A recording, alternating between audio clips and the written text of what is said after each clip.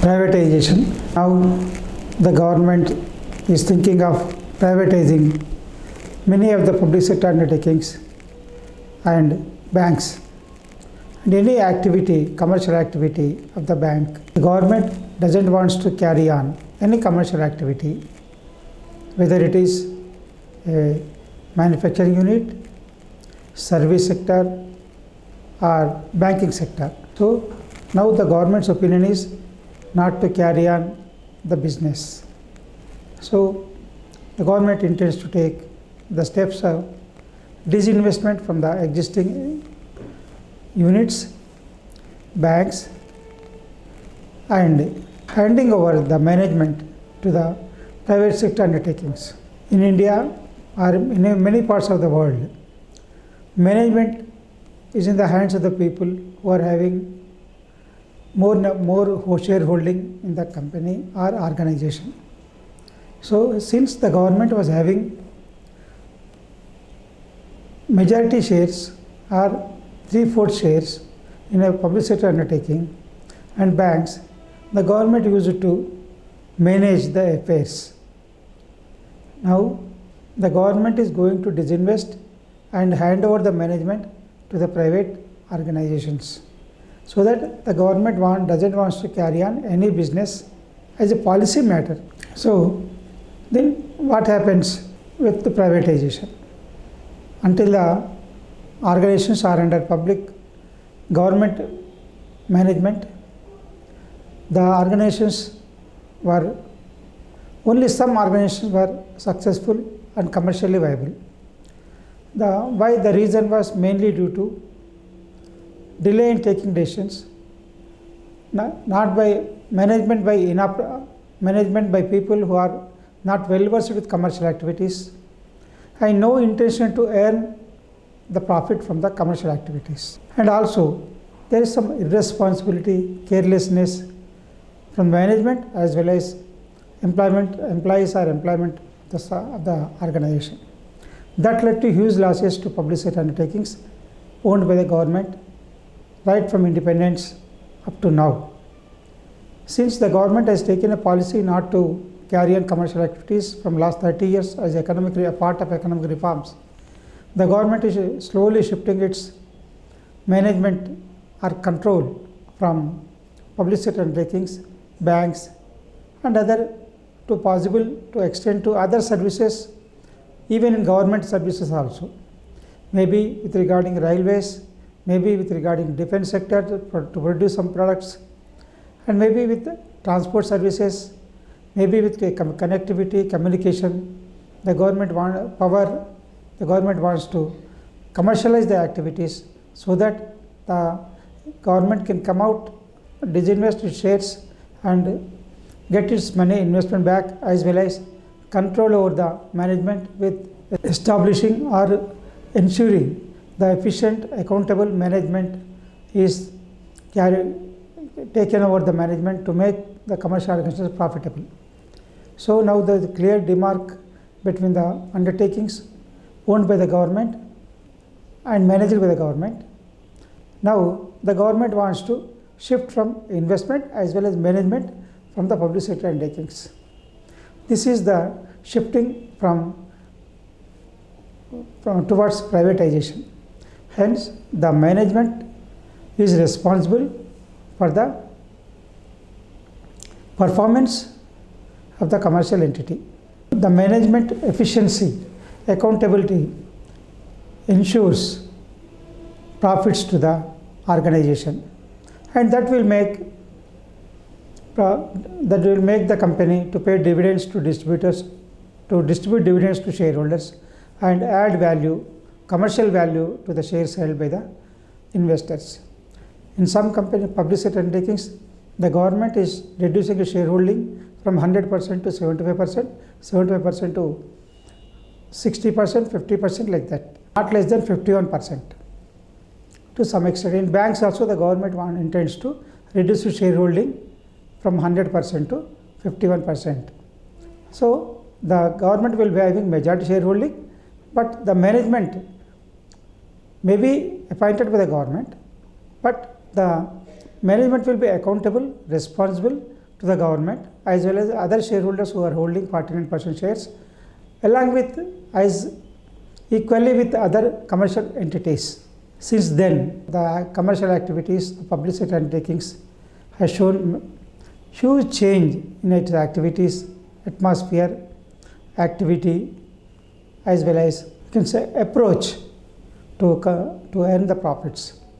Many of the commercial organizations or public sector undertakings, banks were not having sufficient or proper accountable methods to compute the profits or net worth or income earned on the investment made by the government. Shifting towards privatization, now all these commercial organizations, public sector undertakings became more accountable and their transactions are more transparent, and responsibility lied on the management to make those under the public sector undertakings and banks profitable, or to disclose the true facts to make or to convert those organizations as profitable. Of course, we cannot do anything in many of the cases where the public sector undertakings are units closed before the privatization started. Now, in two phases, the government is shifting disinvestment and keeping away from the management, or establishing or appointing responsible, accountable management away from the government regular administration. So this is a major change because of privatization. The government is approaching.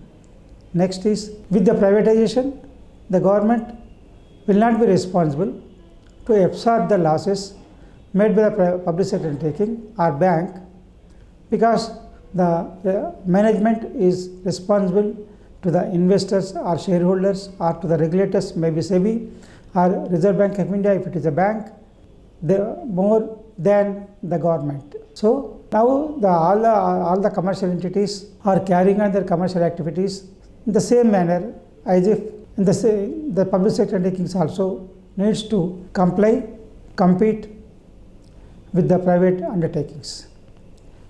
So here the perform or perish, that was the policy adopted by the government because of economic reforms. Many of the government public sector undertakings became idle or sick, unproductive or underproductive or scrap because of huge losses, heavy borrowings due to the management commercial as non-commercial activity. After privatization, the government need not absorb the losses, and sometimes public sector undertakings and government undertakings, banks are turned into profits, at least operation profits. Of course, previous losses cannot be cannot be eroded, but the companies or public sector undertakings or banks are started performing with operation profits. After some time, these operation profits results into the adjustment of losses or appropriation of losses of previous years, and after some time, further time, all these losses may be absorbed by the organization, and that will become profitable, and that will add value to the shares held by the government or public after disinvestment. So the result of privatization is disinvestment by the government and appointment of responsible and accountable management, and performance carrying on activities in similarity along with other private commercial organizations.